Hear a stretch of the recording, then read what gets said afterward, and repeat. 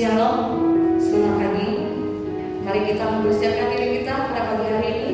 Kita akan mulai ibadah pada pagi hari ini. Kita akan angkat pujian oleh kuasa darah.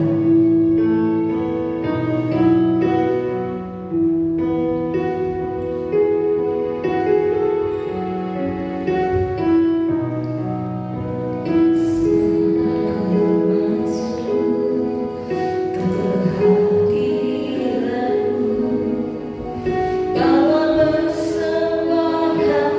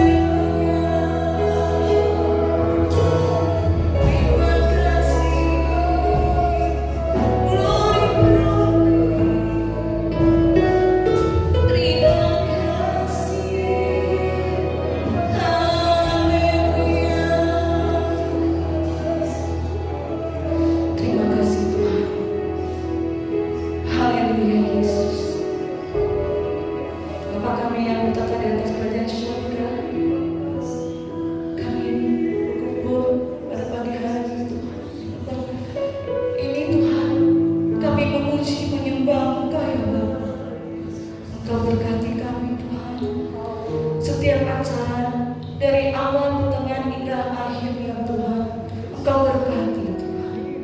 Kami akan memulai ibadah pada pagi hari ini Tuhan, hanya di dalam nama Tuhan Yesus Kristus. Haleluya, amin. Kita masih tetap berdiri, kita akan naikkan pujian, nyanyi bagi Dia, beri kemuliaan bagi Tuhan. Haleluya.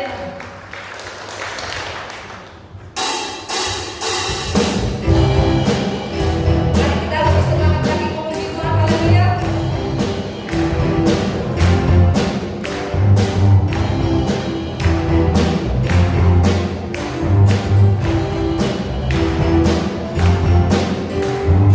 Angkatlah suaramu, pujikan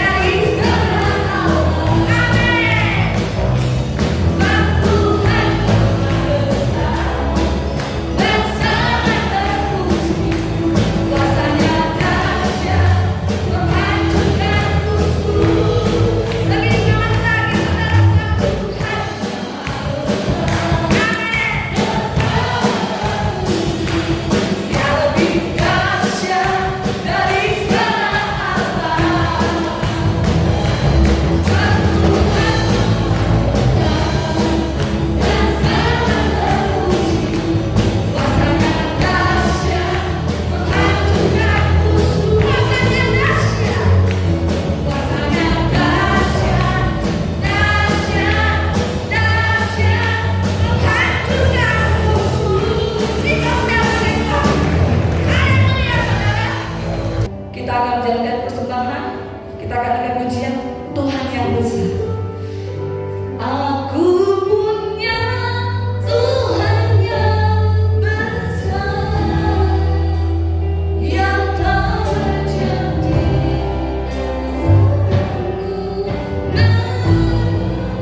memiliki aku, sepakat percaya masanya, ku terima sekarang kebenaran.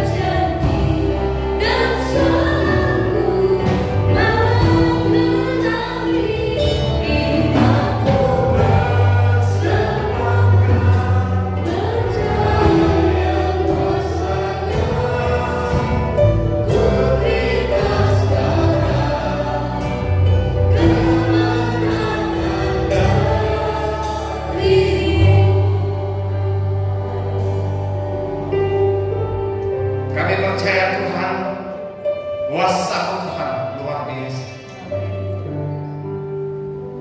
Kami sudah naikkan pujian Tuhan. Kami percaya Tuhan, pujian kami boleh menyenangkan Engkau. Biarkan ya Tuhan, setiap pujian kami naikkan, kau boleh menjadi doa kami di hadapan Tuhan. Kami percaya Tuhan Yesus, Roh-Mu yang kudus ada di tengah-tengah ibadah kami saat ini. Biar Tuhan Yesus sempurnakan ibadah kami dalam firman Tuhan. Sebentar roh hamba yang kau sudah persiapkan, kami percaya Tuhan Yesus kau memakai hamba-Mu Tuhan dengan kuasa Tuhan, dengan otoritas Tuhan. Ambil alih setiap perkataan lewat lidah hamba-Mu Tuhan. Kami percaya Tuhan, firman Tuhan adalah kekuatan bagi kami. Kami percaya Tuhan, setiap firman Tuhan yang keluar, baik itu Tuhan memberikan kami kekuatan, sekalipun firman Tuhan menegur kehidupan kami. Kami membangun kehidupan kami Tuhan, semakin hari semakin menyenangkan Engkau, dan mampukan kami dengan kuasa Roh-Mu yang kudus, supaya kehidupan kami semakin hari kehidupan anak-anak Tuhan yang berkualitas. Kami percaya Tuhan Yesus, Engkau bersama kami. Kuduskan, sucikan, layakkan kami Tuhan untuk di hadapan-Mu, untuk bisa kami terima firman-Mu ya Bapa.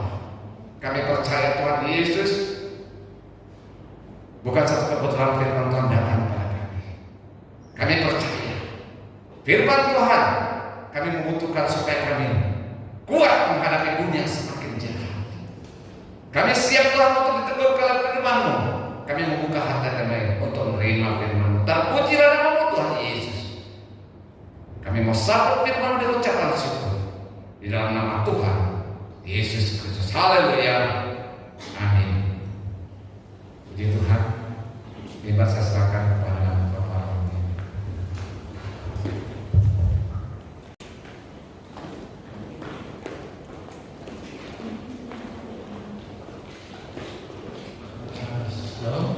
Sorry, pemain kita boleh tinggal aja. Puji Tuhan. Shalom.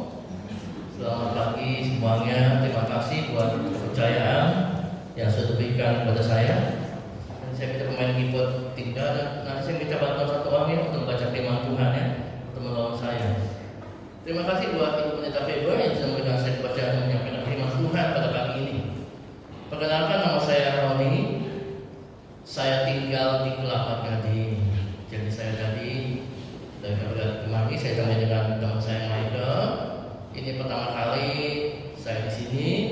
Salam kenal. Saya punya satu orang istri dan punya satu orang anak. Biasanya istri saya menemani saya pelayanan, cuma semenjak 25 September yang lalu kami punya usaha bakmi Osaka. Biasanya kami buka di rumah. Nah, mulai 25 September kami buka di Kelapa Gading Hibrida, namanya bakmi Osaka. Jadi kalau hari Minggu karena baru, jadi istri saya terpaksa harus bantu dulu beberapa waktu di sana. Ya, puji Tuhan. Nah, pada suatu hari pagi-pagi, waktu saya merenungkan, saya berdoa. Tiap-tiap 3 pagi saya bangun, saya berdoa. Tiba-tiba Tuhan berikan saya satu nyanyian seperti ini. Segala berkat dapat ku tanggung di dalam Dia yang memberi kekuatan. Tuhan Yesus penolong dan sahabat. Tetap percaya Tuhan setia. Sekali lagi segala perkara. Segala perkara dapat ku tanggung di dalam Dia yang memberi kekuatan. Tuhan Yesus penolong dan sahabat. Tetap percaya Tuhan setia. Tema firman Tuhan pada pagi ini adalah kuat di dalam Tuhan.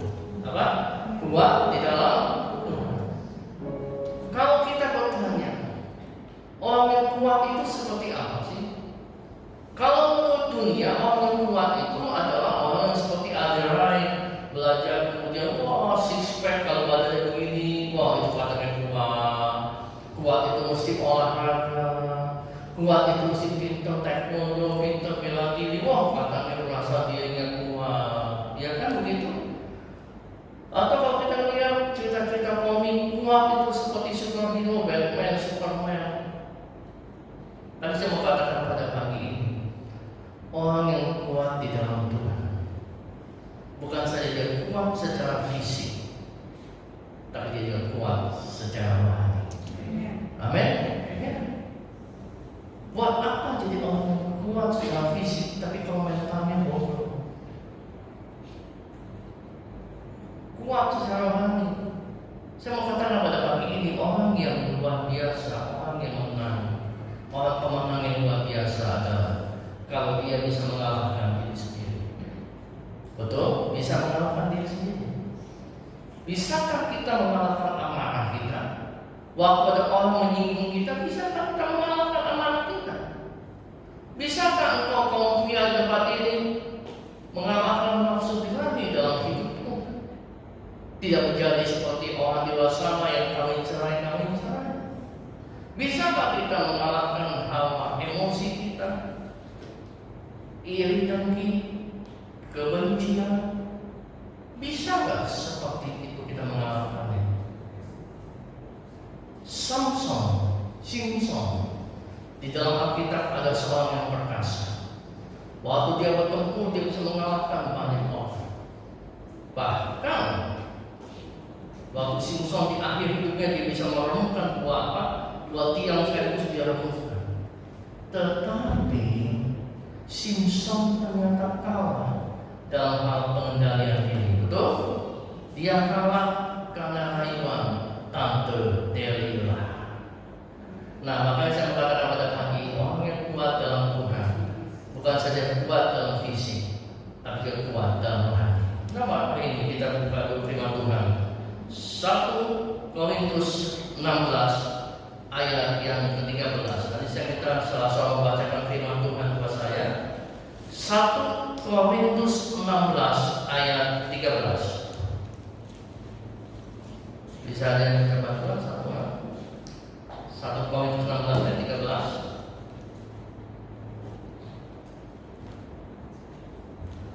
1 Korintus 16 ayatnya ke-13. Berjaga-jagalah, berdirilah dengan teguh dalam iman, bersikaplah sebagai laki-laki dan tetap kuat. Amin. Tetap kuat. Coba satu lagi, Efesus 6 ayat 10 sampai 11. Efesus 6 ayat 10 sampai 11.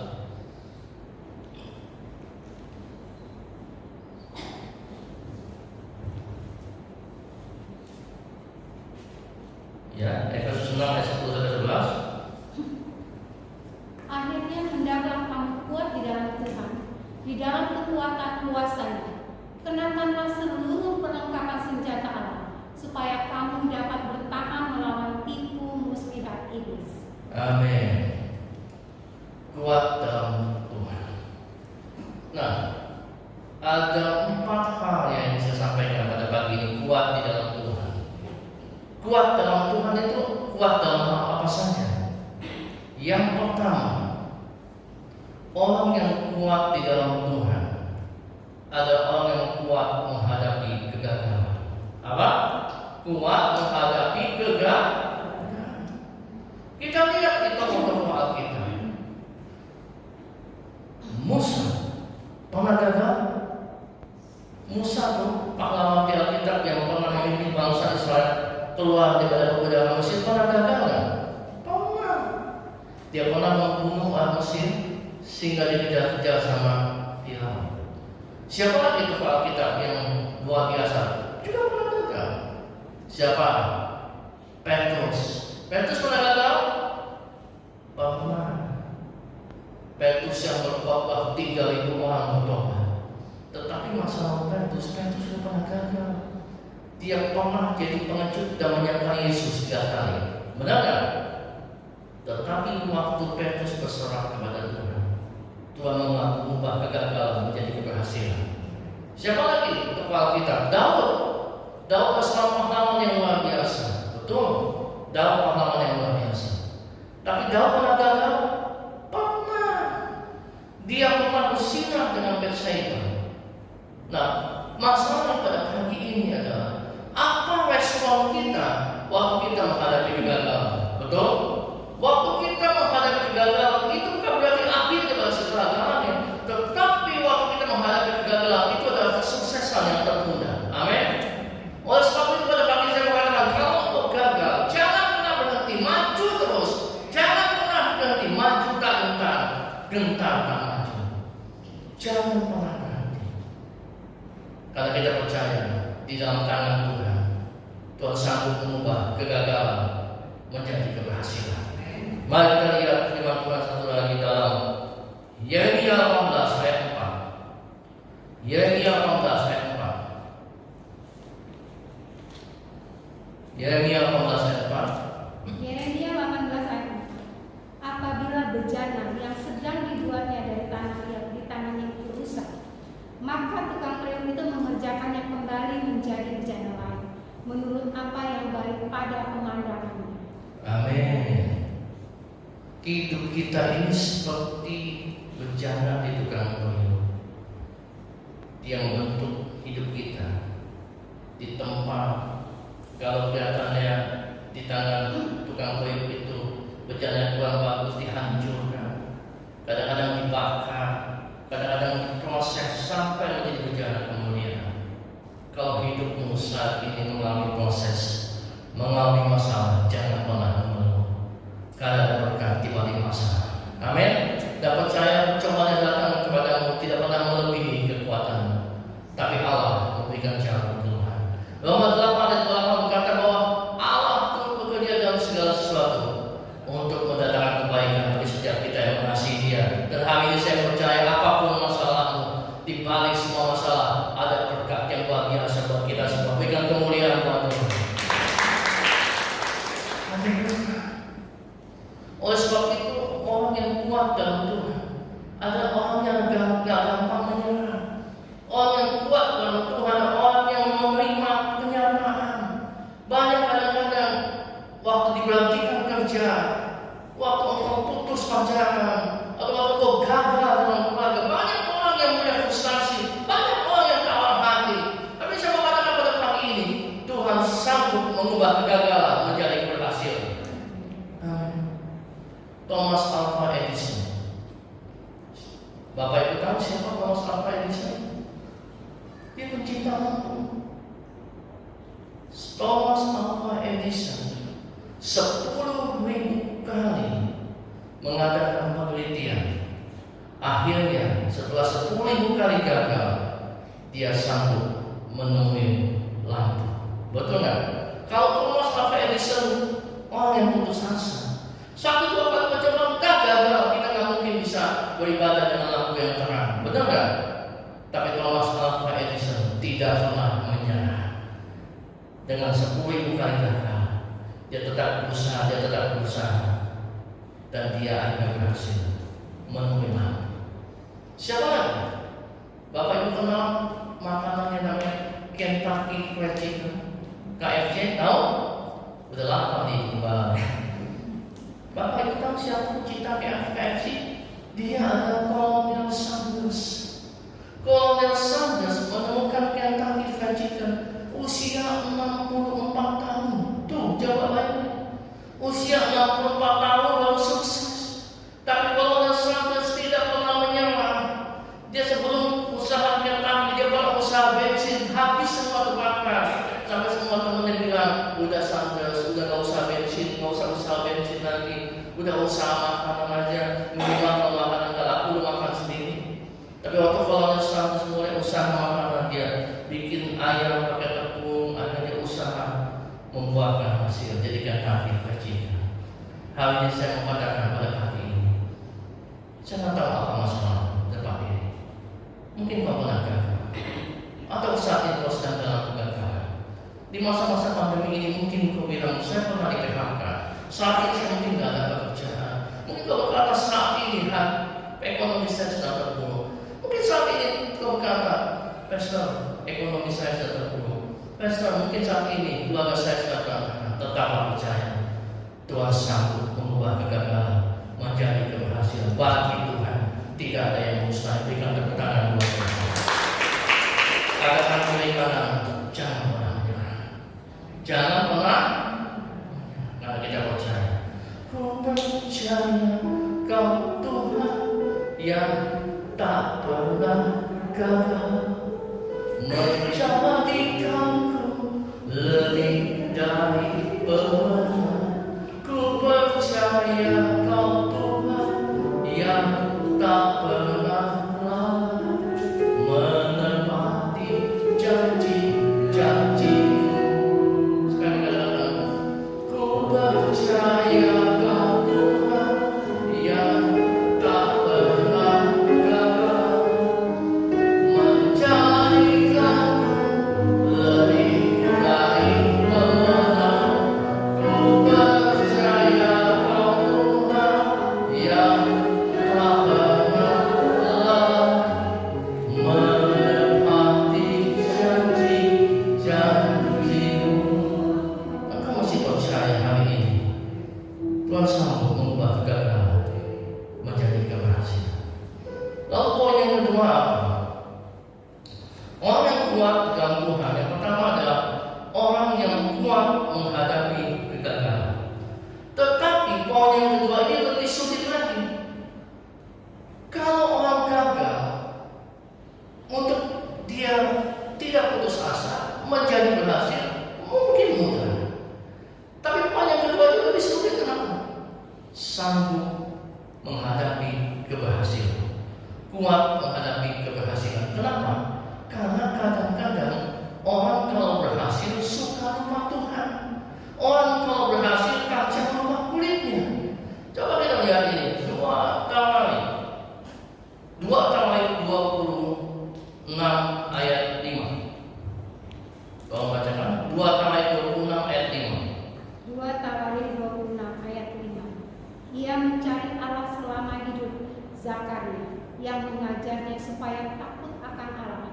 Dan selama ia mencari Tuhan, Allah membuat segala usahanya berhasil. Luar biasa. Waktu Raja Uzia mencari Tuhan, dia buat semua apa yang dikerjakan berhasil. Amin. Waktu kita mengutamakan Tuhan, semua yang dibuat berhasil. Saya percaya pada kali ini, waktu kita mengutamakan Tuhan, Tuhan juga pasti akan mengutamakan kita. Tetapi ternyata Raja Uzia lupa diri. Waktu semua sudah berhasil, semua sudah sukses, dia lupa. Maka terjadilah ayat ini, 2 Tawarikh 26 ayat 16. Tolong bacakan 2 Tawarikh 26 ayat 16. 2 Tawarikh 26 ayat 16. Setelah ia menjadi kuat, ia menjadi tinggi hati sehingga ia melakukan hal yang rusak. Ia berubah setia kepada Tuhan Allahnya dan memasuki bait Tuhan untuk membakar kukupan di atas mezbah pembakaran kukupan. Waktu Raja Uzia sudah berhasil, dia lupa sama Tuhan. Berapa banyak kita kadang-kadang seperti itu.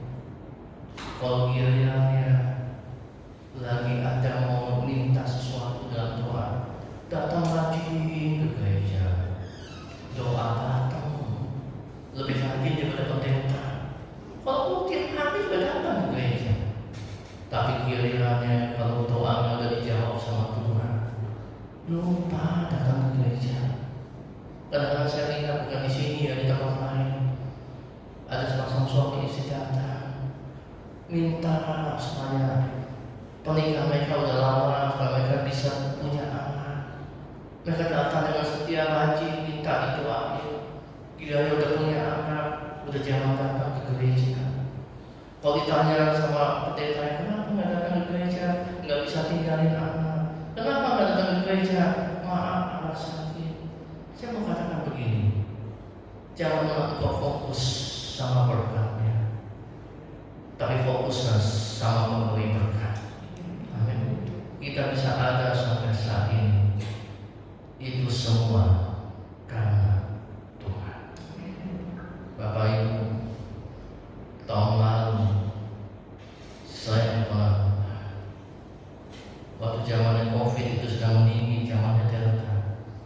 Saya sempat terpapar 26 hari di Wisma Atlet. Saya punya komorbid, saya punya diabetes mellitus. Kalau bukan karena Tuhan, saya nggak ada sampai sakit. Tapi saya percaya itu semua karena Tuhan. Saya bisa berdiri di tempat ini, bisa kembali melayani Tuhan. Itu semua karena anugerah Tuhan. Gak banyak teman-teman saya di masa lalu berguguran karena COVID-19. Tapi kalau saya bisa diselamatkan oleh Tuhan, itu semua karena anugerah Tuhan. Maka saya berjanji pada Tuhan, Tuhan, kemanapun Tuhan membawa saya dalam pelayanan, saya selalu siap. Amin. Bahkan ada seorang bilang, Pak, nanti minggu depan khotbah ya Pak disewa. Tapi maaf Pak, bukan di gedung gereja, di mana? Di kuburan. Siapa? Saya bilang, di mana pun ada jiwa, saya selalu hadir selama jadwal saya datang. Oleh sebab itu biar pada hari ini jangan pernah lupakan Tuhan dalam hidupmu. Coba kita lihat Ulangan 6 ayat 10 sampai 12. Ulangan 6 ayat 10 sampai 12. Bacaan. Ulangan 6 ayat 10.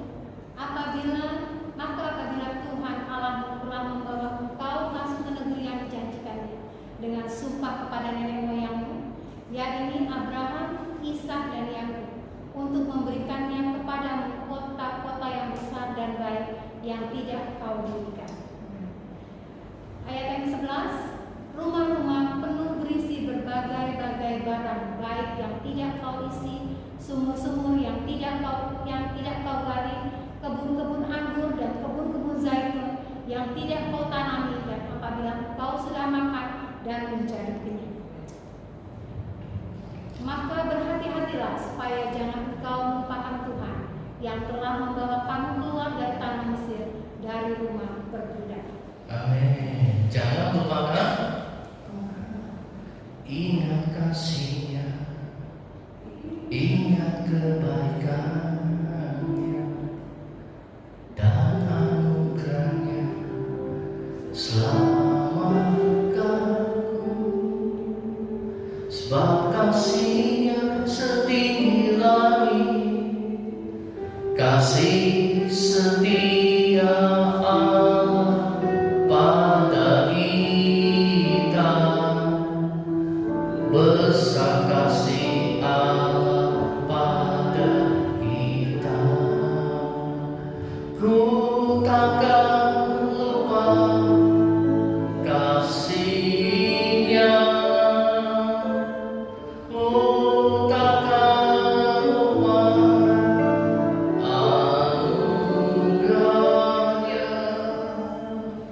Dia penuhkan, Dia penuhkan, Dia puaskan hasratku. Besar kasih Allah pada kita.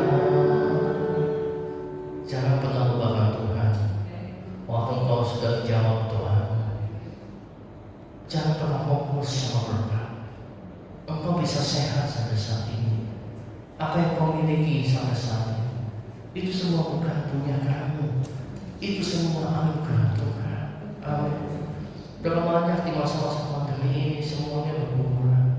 Dalam keluarga kami ada satu adik ipar saya di masa awal pandemi tahun 2020, usia 55 tahun, meninggal karena tidak bisa lagi. Apakah karena COVID-19 sehingga meninggalkan kami semua dalam usia yang sangat muda. Kalau engkau bisa ada sampai saat ini, itu semua karena anugerah Tuhan. Amin. Jangan pernah lupakan Tuhan. Bapak Ibu, ada satu kisah yang namanya satu penyanyi di Amerika namanya Marian Anderson. Marian Anderson adalah seorang penyanyi kulit hitam yang pertama kali terkenal di Amerika. Tahun 1956, kisah hidup Marian Anderson ditulis di buku bestseller sehingga semua orang tahu siapa itu Marian Anderson. Tahun 1958, Marian Anderson menjadi anggota PBB. Dan pada tahun yang sama, Marian Anderson diundang ke Gedung Putih oleh Presiden Roosevelt pada saat itu. Pada suatu ketika ada seorang wartawan tanya ini pada Marian Anderson, Marian Anderson, engkau sudah terkenal menjadi penyanyi kulit hitam yang pertama kali di Amerika. Kira-kira di puncak kesuksesan apa yang kau inginkan?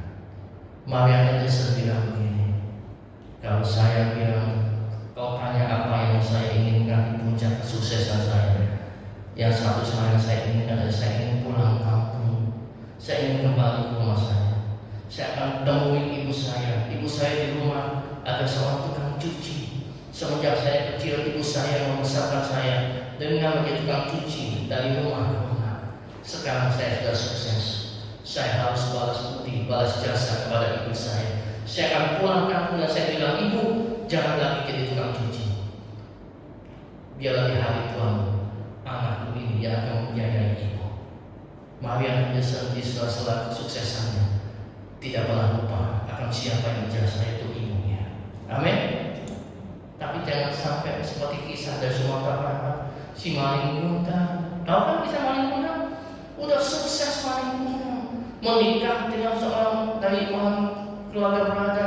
Suatu ketika ibunya datang memeluk maling kundang bilang, aku gak kenal engkau, ibu siapa? Ibu itu datang dengan compang-camping. Ibu itu hanya sedih, dia minta keadilan sama Tuhan. Dan akhirnya petir menyambar, maling kundang dikutuk jadi batu. Betul? Nah, saya percaya hari ini kita nggak mau seperti maling kundang, kita mau seperti Marian Anderson.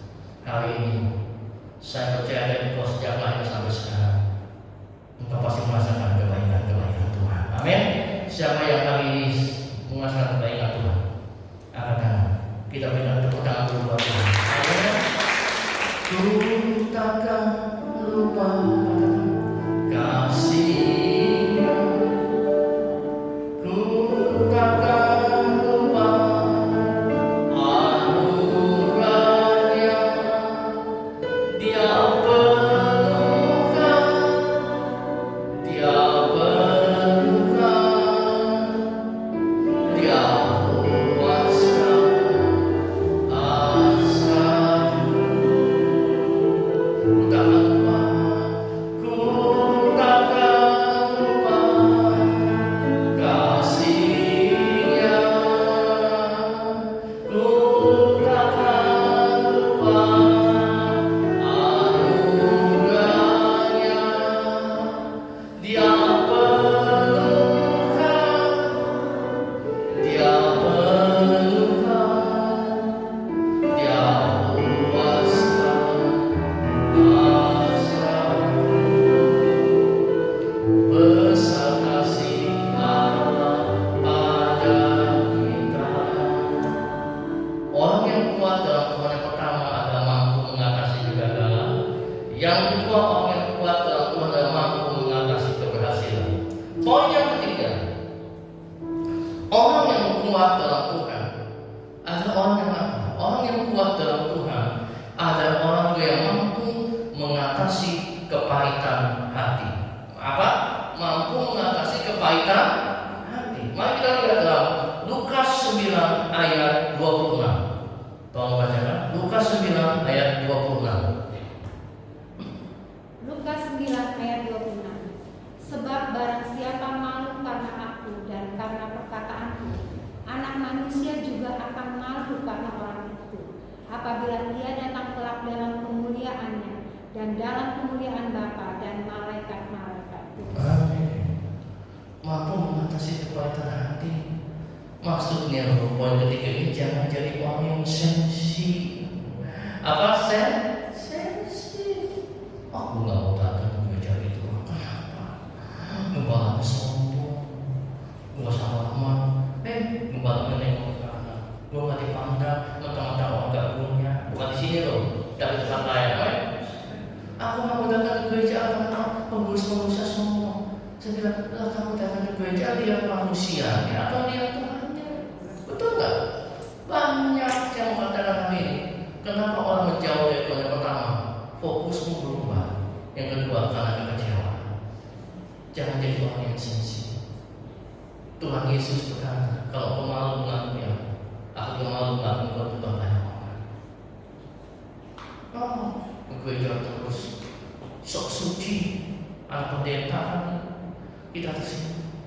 Padahal kita melihat waktu Yesus di dunia di salib dicaci maki, dia tidak membela diri. Coba kita lihat ini, 1 Petrus 2 ayat 21 sampai 23.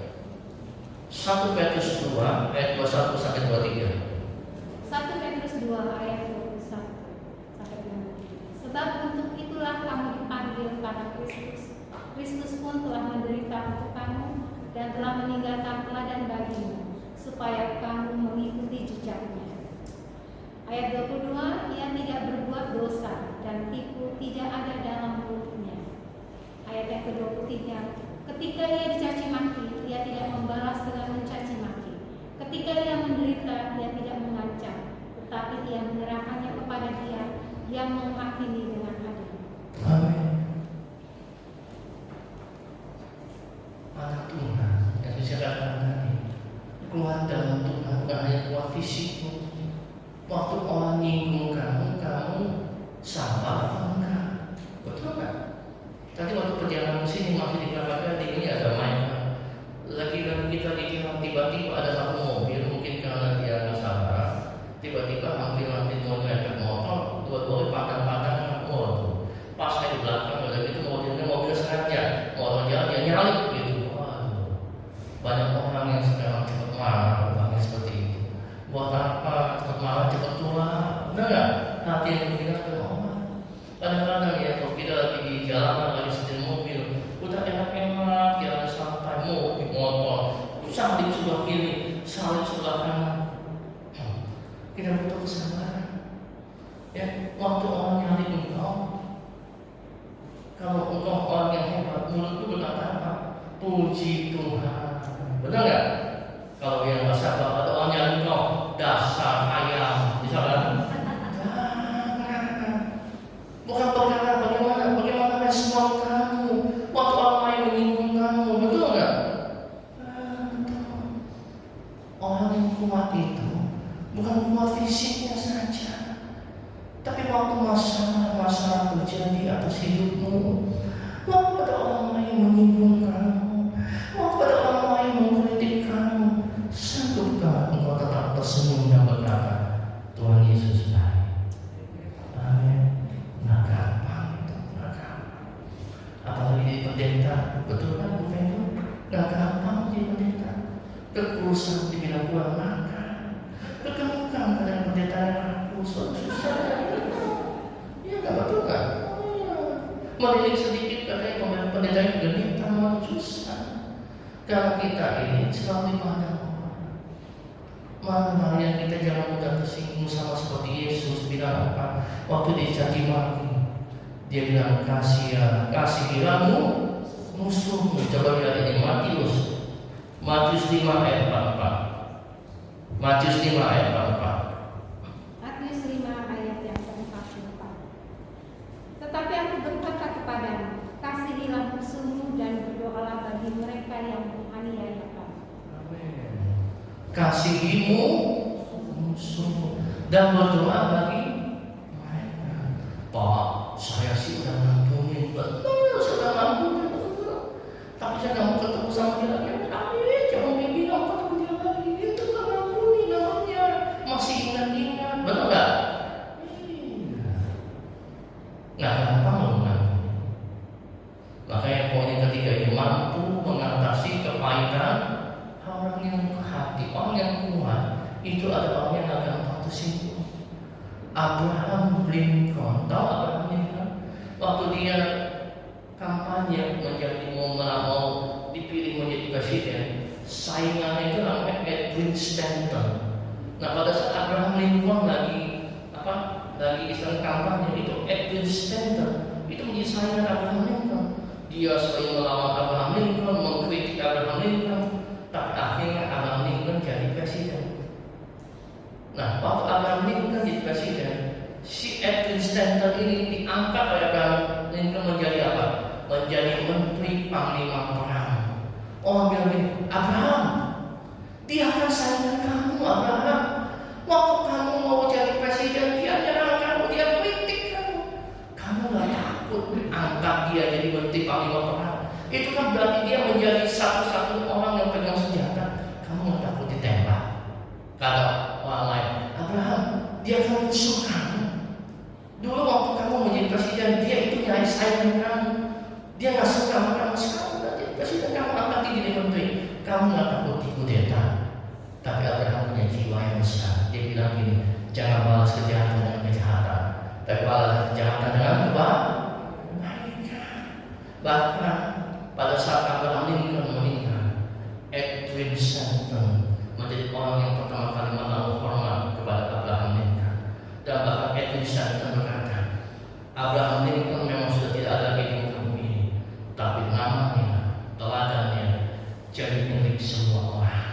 Amin. Hari ini coba lihat kiri kanan, jangan tersinggung. Coba katakan, jangan tersinggung. Dia ibu coba. Nanti kalau sama, ini ngomong itu kalau lihat gue, jangan tersinggung. Kita datang ke tempat ini jangan lihat pendetanya. Saya ini manusia biasa. Saya bisa membuat kesalahan, tapi kita lihat dulu, karena kita punya Tuhan yang besar. Kita punya tepuk tangan lagi buat Tuhan. Yang pertama adalah mampu mengatasi kegagalan. Orang yang kuat dalam Tuhan dan mampu mengatasi keberhasilan. Yang ketiga, orang yang kuat dalam Tuhan dan mampu mengatasi kepahitan. Yang keempat, ini yang susah. Ya adalah apa? Mampu mengatasi kehilangan. Apa? Mampu mengatasi kehilangan. Bapak Ibu, coba bayangkan kalau kita punya barang yang kita sayangi, kita senangin, apalagi barangnya punya mahal, tiba-tiba kita hilang, kesel nggak? Jujur kesel? Kesel. Aduh, saya beli barang mahal hilang, tahu di mana ya? Kesel. Itu barang. Kalau kita kehilangan teman, kita kesal kan? Kehilangan sahabat, teman saya kehilangan dia sekarang udah kaya, dia lupa sama saya, mentang-mentang saya nggak ada artinya, kesal. Dan yang paling sulit adalah kita kehilangan orang yang kita kasih, ya, kehilangan suami kita, kehilangan istri kita, atau kehilangan orang tua. Bapak Ibu, 25 Juli yang lalu saya baru saja ditinggal sama bapak saya di usia 83 tahun. 83 tahun. Mama saya sudah meninggalkan kami tahun 2017. Bapak baru saja 25 Juli tahun ini. Kami semua anak sedih. Saya punya satu orang adik, kami dua bersaudara, kami sedih. Tapi kami percaya Papa sudah bersama dengan Bapak di surga. Amin. Banyak orang yang kadang-kadang sering tidak terima waktu orang yang dikasihinya dipanggil sama Tuhan. Ini ada satu kisah ya, maaf ya, satu kisah nyata sebagai satu contoh aja buat kita. Ada satu keluarga hamba Tuhan punya anak 3. Anak yang paling bungsu meninggal karena leukemia. Akhirnya nggak bisa terima. Padahal dia seorang hamba Tuhan, seorang kepala sidang, punya akal kepahitan hati sama Tuhan. Sampai dia bilang, saya mencintai mujizat ternyata karena Tuhan bisa selamatkan anak saya yang paling bungsu. Sampai dia bilang begitu di depan saya. Saya bilang, hati-hati bro, kamu kan hamba Tuhan. Saya nggak terima. Saya udah sungguh-sungguh dengan Tuhan. Saya udah minta Tuhan, saya doa puasa, tapi Tuhan gak gerakkan anak saya. Saya marah sama Tuhan. Sampai dia bilang gitu, ada Bapak tahu dan dia kena kanker dan akhirnya meninggal. Hati-hati. Kita harus terima kenyataan. Apa yang kita miliki di muka bumi ini, semuanya bukan punya kita. Itu semua titipan. Amin. Suami kamu, istri kamu, anak kamu itu titipan Tuhan. Harta kamu titipan. Pulang gak bisa ngomong, aku beli mobil yang bagus sekali. Pulang gak bisa ngomong lagi ikut kubur, gak bisa, betul gak? Kita lahir gak bawa apa-apa. kita pulang dengan apa-apa. Betul? Coba kita lihat ini. Ayub 1 ayat 20 sampai 22. Ayub 1 ayat 20 sampai dengan 20. Maka berdirilah Ayub, lalu mengoyak jubahnya dan mencubit kepalanya. Kemudian sujudlah ia dan menyembah. Ayat yang ke-21, katanya, dengan telanjang aku keluar dari kandungan ibuku, dengan telanjang juga aku akan kembali ke dalamnya. Tuhan yang memberi, Tuhan yang mengambil. Terpujilah nama Tuhan. Amin. Dalam kesemuanya itu, Ayub tidak berbuat dosa dan tidak menuduh Allah berbuat yang kurang patuh. Amin. Tahun 2020 bulan Maret, adik ipar saya meninggal karena COVID. Bulan Mei, istri saya di PHK karena patung. Tahun 2020, udah 20 tahun istri saya bekerja, akhirnya tiba-tiba PHK. Secara manusia hidup kami serasa runtuh. Saya pun penuh hamba Tuhan melayani Tuhan. Istri saya bekerja tiba-tiba diikat begitu saja. Kami punya satu orang. Kalau saya boleh bersaksi, bagaimana kami begitu hamba. Tapi saya katakan kepada istri saya, jangan pernah khawatir. Dan Tuhan yang selalu pelihara kami. Amin. Waktu itu saya ingat waktu itu selesai siang istri saya di PHK. Malam kita berdoa bergandengan tangan dengan cucu ada yang mata. Selesai bergandengan tangan, tiba-tiba ada seorang ibu telepon istri saya, Bu, mana? Boleh nggak minta nomor rekening? Kaget kan? Istri saya tanya sama saya, dia minta nomor rekening PIN. Saya bilang, kasihan. Minta rekening kasihan, benar nggak? Mau pikir panjang, mau yang mana ya? Kasihan, kan kamu nggak minta, benar nggak? Nggak minta, kasihannya. Akhirnya sampai sekarang ibu itu selalu mentransfer kepada kami setiap bulannya. Dan saya mau bersaksi, sampai saat ini kami nggak pernah kekurangan. Berikan kemuliaan buat Tuhan. Mungkin hari ini kau kehilangan pekerjaan. Mungkin itu yang terbaik. Bapak Ibu, ada satu orang dia kehilangan pekerjaan. Dia mengeluh, dia bilang Tuhan nggak baik, Tuhan jahat sama saya. Tapi ada Tuhan bilang, coba kamu bilang susah. Akhirnya apa? Dia bikin sabun, dia bikin shampoo. Akhirnya apa? Sekarang dia terkenal. Dia namanya Johnson & Johnson. Betul? Ingat itu? Dan kalau setiap kali dia ketemu sama mantan bosnya, dia peluk bosnya, dia bilang ini, dulu saya ada kepanikan sama bos. Dulu bos pecat saya sedih, saya kepanikan sama ibu. Tapi sekarang saya pecat syukur, gara-gara saya dipecat. Dulu saya karyawan, sekarang saya jadi bos. Kadang-kadang kehilangan itu juga menjadi berkat buat engkau. Amin. Saya minta singgah untuk kamu semua.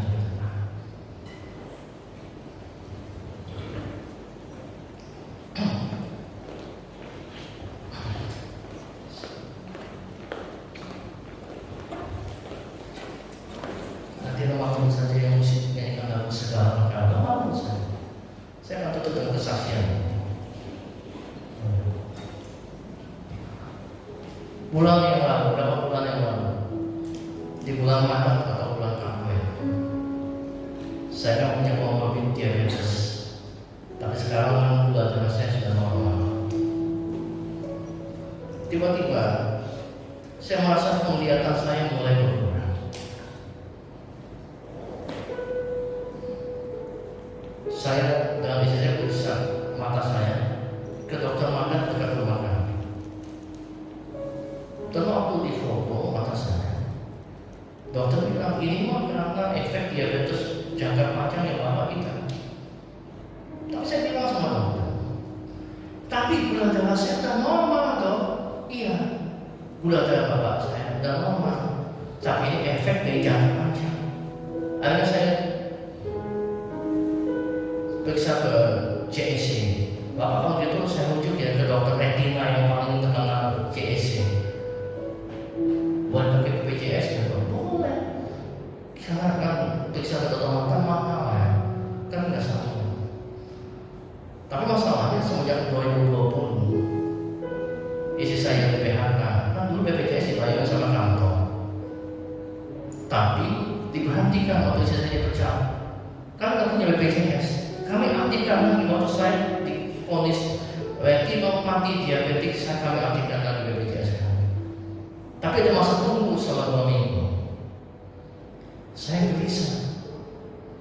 2 minggu terhadap mata saya makin lama makin sulit untuk membaca. Saya bilang, Tuhan, tolong, saya hamba Tuhan.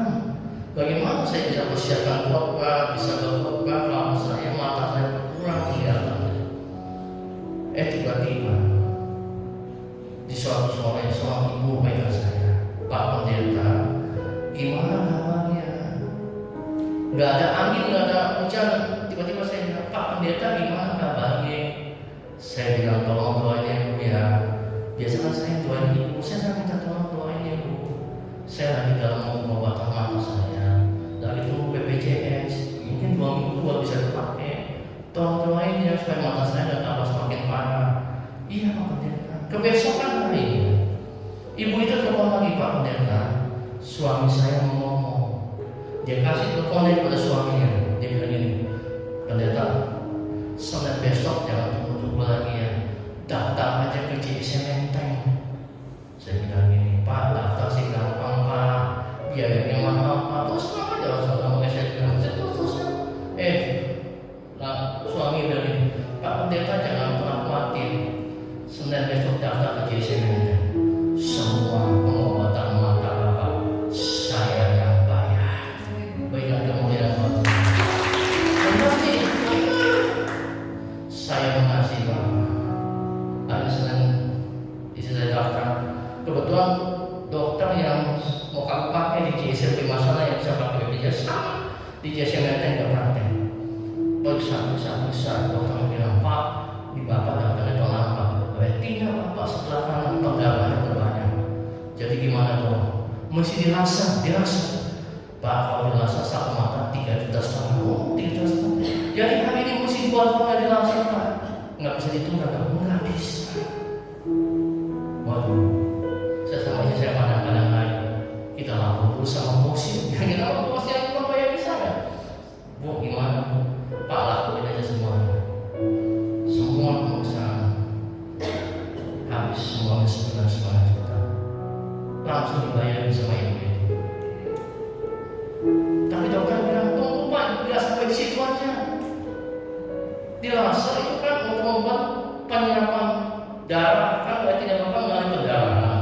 Dengan di laser berarti pendarahan itu diserang. Tapi karena Bapak mengalami retinopati diabetik, syarat mata Bapak bukan. Sekarang dengan di laser pendarahannya diserang, tetapi syarat mata Bapak bukan. Jadi mesti disuntik. Disuntik di mana? Disuntik di bawah mata. Untuk serem juga ya, disuntik di bawah mata ya. Pakai jarum tajam nggak kok? Enggak, tenang aja. Jarumnya lembut, si lembut. Disuntik di bawah mata. Biayanya berapa tuh? Satu mata 5 juta. 5 juta. Berapa kali dok? Mata kiri 3 kali, mata kanan 3 kali. Ya ampun, berapa juta? Ini aja Pak. Tahap pertama mata kiri, mata kanan disuntik dulu satu-satu. Nanti bulan depan kan Bapak udah bisa pakai BPJS, boleh pindah ke JC Primasana. Nanti pengobatannya gratis. Iya sih gratis, tapi tahap pertama ini gimana? Isi bayar sendiri, betul nggak? Yang ngomong lagi sama bos begini. Tapi semua kan anugerah Tuhan. Saya nggak pernah mengandalkan manusia. Ibu tuh bilang, Bapak lakukan semuanya. Pengobatan suntik mata Bapak, saya juga yang tanggung. Saya berkata, dokter berkata 4 bulan mata saya sembuh. Tapi dengan pengobatan 3 bulan, bulan lalu dokter berkata, kedua mata saya sudah sembuh. Berikan kemuliaan kepada Allah. Kadang-kadang kehilangan itu ada berkah di balik semua itu. Dengan kejadian ini kan berarti saya tahu keluarga saya harus dikontrol, betul kan? Dengan begitu, sekarang saya nggak bisa lagi makan manis atau saya nggak bisa lagi. Yang tadi berat badan saya 80, sekarang turun 12 kilo. Tapi sekarang saya jadi sehat. Itu semua karena anugerah Tuhan. Dengan baik-baik Bapak Ibu, kehilangan tidak pernah kadang-kadang punya maksud negatif. Kadang-kadang Tuhan izinkan kehilangan dalam hidup kita untuk membuat kita semakin dewasa.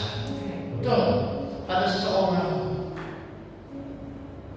dia punya segala-galanya, dia kaya, punya segala-galanya, tiba-tiba Tuhan izinkan semuanya diambil, sehingga dia hidupnya menjadi biasa-biasa saja.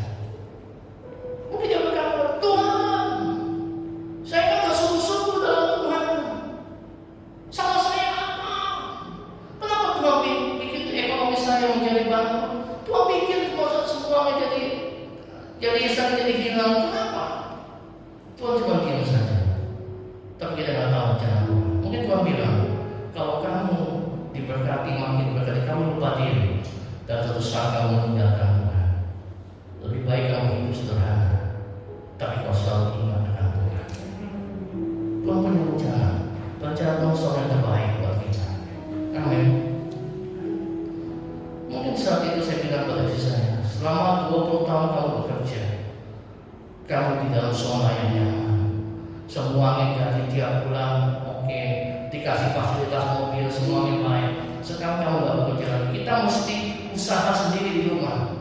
Paling tidak kamu sekarang bos wani. Ya gak apa-apa, setia dalam bekerja, Tuhan yang berkuasa. Mau dibangun semua kehilangan, justru di situ ada berkat Tuhan yang luar biasa. Mampu mengatasi kegagalan, mampu mengatasi keberhasilan, mampu mengatasi kepahitan hati, jangan tersinggung, dan yang terakhir mampu mengatasi kehilangan. Nggak gampang menjadi orang yang mampu mengatasi kehilangan. Salah satu teman saya ditinggal oleh suaminya waktu pandemi, sekarang mundur dari pelayanan, mundur. Dia satu konsel dengan saya, mundur, nggak bisa terima suaminya dipanggil sama Tuhan, mundur. Saya bilang sama dia, Enci harus berserah sama Tuhan. Enci sayang sama suami Enci, tapi Tuhan lebih sayang sama suami Enci. Jangan pernah mundur dari pelayanan. Suami Enci di atas sana juga sedih nggak Enci mundur dari gereja, mundur dari pelayanan. Maju terus, Enci masih punya anak-anak, masih punya orang tua, masih bisa punya masa depan yang ke depan. Relakan suami Enci sudah sangat pada sudah bebas daripada sakit penyakit. Enci harus punya hati yang berbesar hati. Tuhan tetap baik. Amin. Nggak gampang mampu mengatasi kehilangan. Bapak Ibu, saya kehilangan mama 2017, papa 25 Juli, mama bertua 2021 Maret. Tapi saya tak berkata, saya nggak boleh setia di depan jalan. Saya harus terus melayani Tuhan. Amin. Saya tahu masalah engkau seperti apa. Apa engkau pernah gagal? Atau engkau pernah sakit hati? Atau engkau pernah mengalami kehilangan? Tapi kita harus kuat dalam Tuhan. Engkau yang selalu setia, memenuhi keperluanmu.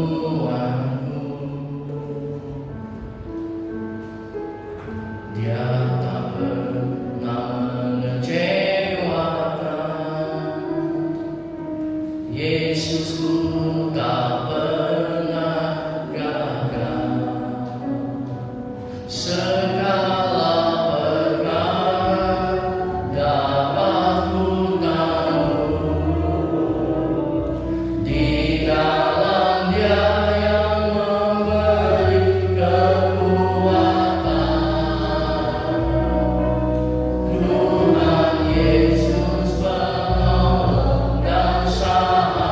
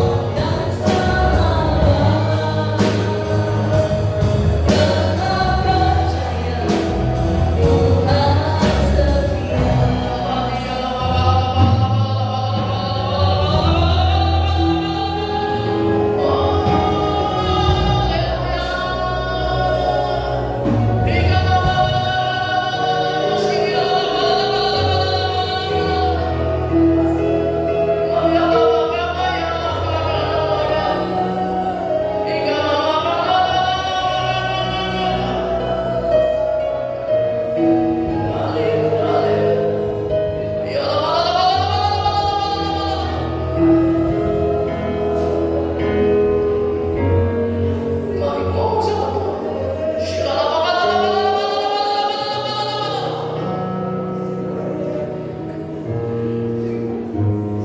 Apakah kau orang yang kuat dalam Tuhan? Mungkin kau berkata, itu masalah datang bertubi-tubi dalam hidup saya. Sekarang kalau saya tak kuat Tuhan, tapi hari ini memang kau berkata, kau masih kuat. Dan kau masih kuat. Karena Tuhan tak pernah tinggalin kamu.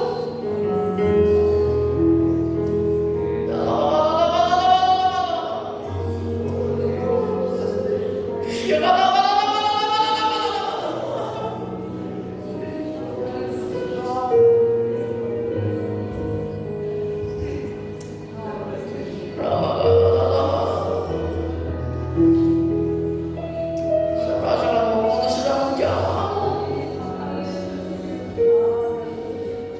Itu sedang menjamah.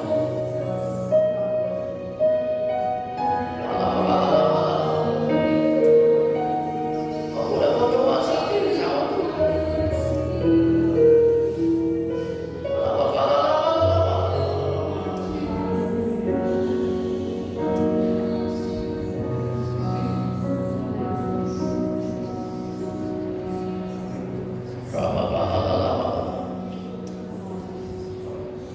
Kasih Tuhan.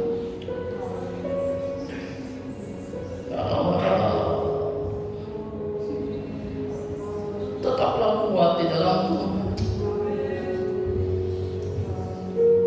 Tetap kuat di dalam Tuhan.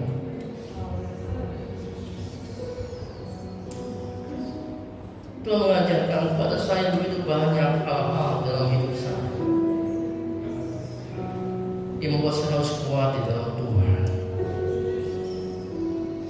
Pagi ini satu pesan dari mimbar ini, kuatlah dalam Tuhan. Waktu kau mengatasi kegagalan, waktu kau gagal bukan akhir daripada segala gagalnya, tapi Tuhan sanggup menghadapi kegagalan menjadi keberhasilan. Tapi waktu kau berhasil, jangan lupakan Tuhan. Jangan lupa diingat kebaikan Tuhan dalam hidup. Waktu ada orang yang menyinggung kamu, jangan jadi orang yang cepat marah. Atasi kepahitan hati dengan ucapan syukur. Dan kalau hari itu Tuhan izinkan kehilangan dalam hidupmu, mungkin itu kehilangan pekerjaan, kehilangan pasangan hidup, atau kehilangan sesuatu, ucap syukur. Ada rencana Tuhan yang indah dalam hidupmu. Kasih Tuhan. Makasih. Tetap percaya. Tetap percaya Tuhan Yesus baik buat kamu. Terima kasih Tuhan. Terima kasih. Dan percaya hamba selesai bicara pada pagi ini. Tapi firman Tuhan akan menjadi satu rema dalam hidup kamu. Jadilah bangga kuat di dalam Tuhan. Kau berkati sahabat saya Ibu Febo sebagai gembala. Kau berikan kekuatan buat dia. Tangan Tuhan menyertai Ibu Febo, sehingga Ibu Febo dimampukan untuk menjadi gembala yang baik. Tuhan berikan kesehatan, berkat yang luar biasa, yang panjang buat Ibu Febo dan keluarga. Juga buat seluruh jemaat pengurus sebab ini, buat GPD Korea. Kami percaya kami akan melihat setiap minggu ada mujizat terjadi. Setiap minggu kami akan melihat GPD Korea diberkati oleh Tuhan. Terima kasih Tuhan buat pagi hari ini. Hamba-Mu selesai bicara, tak pengurapan Tuhan tetap ada bersama-sama mereka, dulu, sekarang, dan sampai selamanya. Terima kasih Tuhan, terima kasih. Di dalam waktu Yesus Kristus kami berdoa dan mengucap syukur. Kita semua yang percaya katakan amin. Tuhan Yesus memberkati.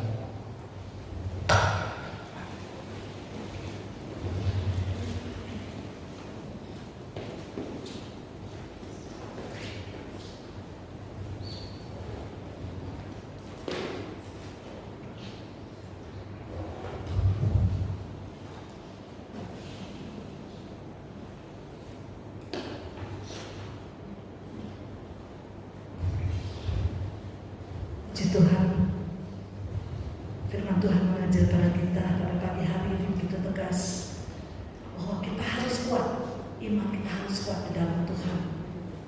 Bukan tubuh jasmani kita yang kuat, tetapi itu juga dibutuhkan untuk kita kuat dengan kekuatan kita boleh kembalikan untuk kemuliaan Tuhan. Terima kasih buat Bapak Evangelis Roni yang sudah melayani pada pagi hari ini. Tuhan Yesus memberkati. Coba kita lihat di dalam ayat 1 Yohanes 5 ayat 4. Tapi mundur dulu di ayat 5. Siapakah yang akan mengalahkan dunia selain daripada dia yang percaya bahwa Yesus adalah anak Allah? Sebab semua yang lahir dari Allah mengalahkan dunia, dan inilah kemenangan yang mengalahkan dunia, iman kita. Sebab dari itu saudara, kita dibutuhkan mempunyai iman yang kuat, sehingga kita boleh mengalahkan dunia yang ada di dalam dunia ini. Kita boleh teguh, kita boleh kuat kepercayaan kita kepada Tuhan. Puji Tuhan. Kita akan mengakhiri pada pagi hari ini. Saya akan bersama bangkit berdiri. Kita naikkan pujian kami memuji kebesaran Tuhan.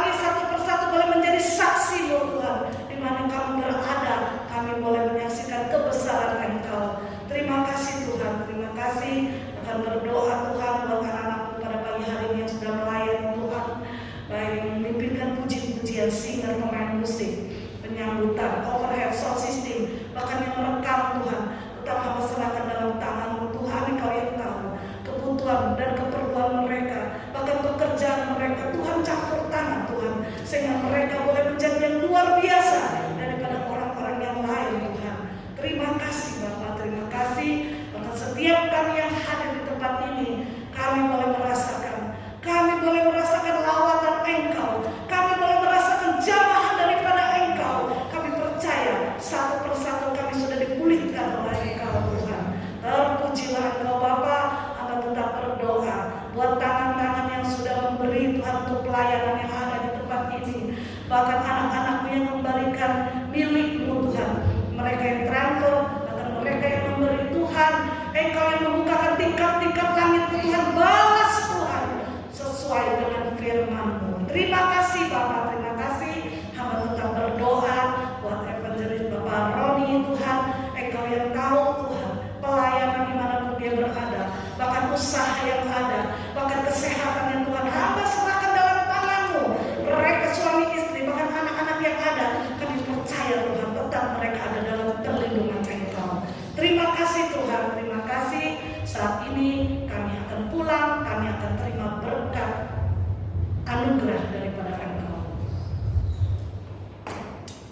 Mari saudara, terimalah berkat dari Allah Bapa, cinta kasih dari Tuhan Yesus Kristus, penyertaan pertolongan dari Allah Roh Kudus, mulai saat ini, besok, sampai selama-lamanya.